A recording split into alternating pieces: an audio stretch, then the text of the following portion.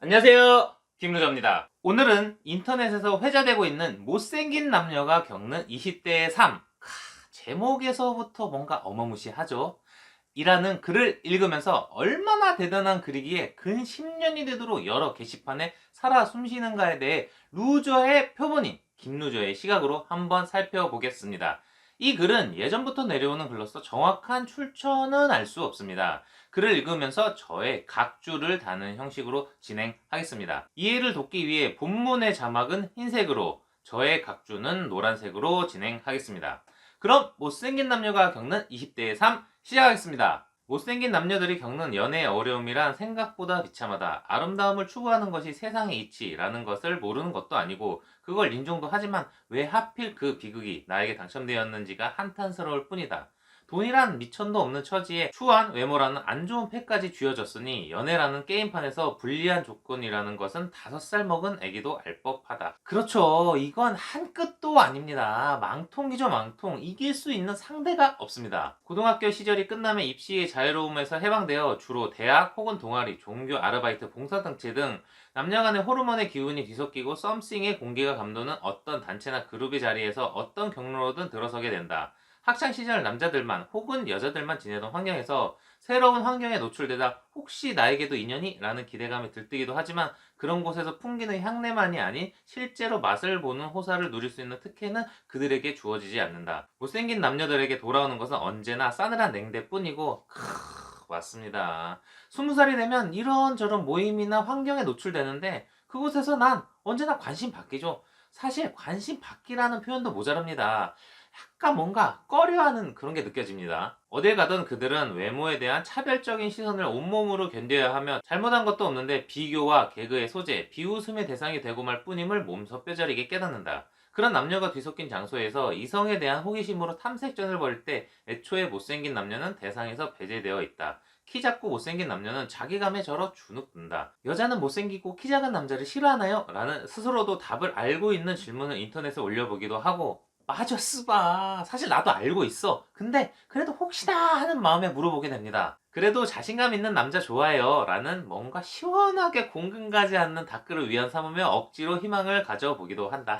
이 아씨 존나 공감되네요. 그냥 너가 존나 못생겼어 이렇게 말하는 건 아니니까 어떻게든 좋은 방향으로 생각하려고 갖은 정신 승리 해보는 거죠. 여자들은 못생긴 외모에 대한 차별을 남자보다 훨씬 생생하게 체험한다. 그렇다고 누가 말을 하는 건 아니라 아무도 너 못생겼네 라고 초등학교 시절처럼 대놓고 놀리지 않는다. 말 안 해도 다 안다. 와 그러네요. 근데 그게 더 기분 좋 같은 거죠. 우리가 친구들을 놀릴 때 야 이 난쟁이 똥자루야 라고 놀리는데 진짜 키가 150도 안 되는 친구한테는 사실 안 놀리잖아요. 주위에 비해 조금 작은 친구한테는 놀리는 게 놀림이지만 진짜 월등히 작은 친구한테는 그게 인격 모독이 될 수 있는 거죠.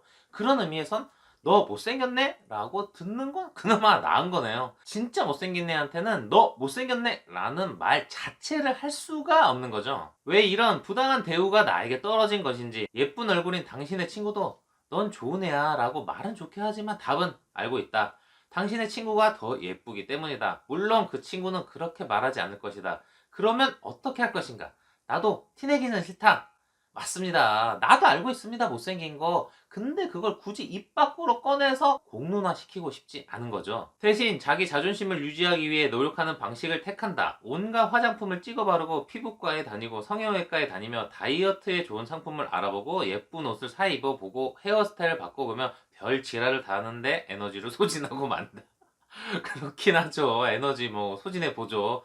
근데 이런 면에서 확실히 남자보단 여자가 노력하는 것 같습니다. 못생겼다고 외모를 포기하는 비중은 여자보단 남자가 확실히 많은 것 같아요. 그러나 당신이 노력해본들 본판이 어딜 가겠는가 생각해보면 이건 흡사 장애물 달리기와 같다는 생각이 든다. 초등학교 운동회 때 장애물 달리기를 해보면 훌라후프를 뛰어넘고 그물망을 기어오르고 비닐을 통과하는 그런 과정을 거치는데 꼭 안타깝게도 잘 달리다가 어느 과정에서 턱 하고 막혀서 허둥대는 애들이 있다. 그물에 발이 걸려 운동화가 벗겨지고 비닐 속에서 길을 잃고 숨 막혀 허우적댄다든가 하는 애들. 그쵸. 못생긴 사람에게 이 장애물 달리기가 거의 출발 드림팀 올스타전급입니다. 잘생기고 예쁜 남녀들이 인생의 황금기 시절을 큰 어려움 없이 여러 남녀들을 사귀어 보고 가뿐히 연애하는 자연스러운 과정을 거치며 자기 스펙도 쌓고 이것저것 다른 삶의 즐거움도 누리는 자연스러운 과정을 겪을 때 얼굴이 졸구로 빠진 아씨 알고 있지만 그거 막상 들으니 기분이 그러네요. 남녀들은 앞에 놓인 그깟 연애 장벽이 어마어마하게 다가오기 마련이다. 거의 진격의 거인 3중벽 급이죠. 타인들은 잘 이해하지 못한다. 어떤 이들은 다이어트나 운동 등을 통해 그 장애물 속에서 빠져나가기도 하고 또 누군가는 힘겹게 호우적거려 보다가 그 늪에 침몰되어 자포자기하기도 한다.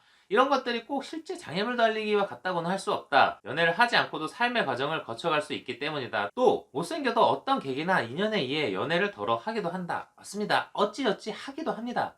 그러나 못생긴 남자들은 그 외모 때문에 더러운 꼴을 한두 번 당하게 되어 있다. 자기가 잘했든 잘못했든 간에. 와, 이거 진짜 개 공감합니다. 못생긴 사람은 이게 당사자에게든 아니 주위 사람에게든 진짜 더러운 꼴을 꼭 당하는 경우가 생깁니다. 여러분, 평범한 연애하시는 분들 진짜 행복한 줄 아세요.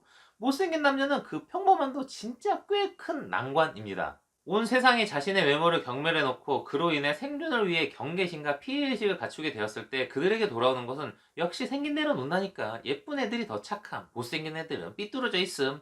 그러니까 쓰바 이게 예쁜 애들이 성격 나쁜 건 성격이 나쁜 거고 못생긴 애들이 성격 나쁜 건 못생겨서 성격 나쁜 게 되어 있다니까. 이런 싸늘한 반응들 뿐이다. 하지만 어쩔 수 없다. 못생긴 당신도 예쁜 여자나 잘생긴 남자가 좋은 건 사실 아닌가. 와 씨, 마지막 줄이 저기 잊고 있던 깊은 내면을 들춰내 버리네요. 맞아 쓰바. 사실 나도 예쁜 여자 좋아한다. 이렇게 못생긴 남녀가 겪는 20대의 삶에 대해 이야기해보았습니다. 여러분들은 어떻게 들으셨나요? 공감하셨나요? 아님 이게 무슨 패배주의에 휩싸인 병신 같은 소리야? 라고 느끼셨나요? 얼굴이 다는 분명 아닙니다. 허나 일정 부분이라는 건 인정하실 겁니다.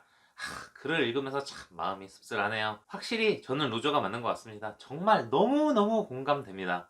아씨, 도대체 잘생긴 얼굴로 사는 느낌은 대체 어떤 겁니까? 문득 진심으로 궁금해지네요. 지금까지 김루저였습니다. 아이고, 그럼 어디부터 고쳐야 하는 거야?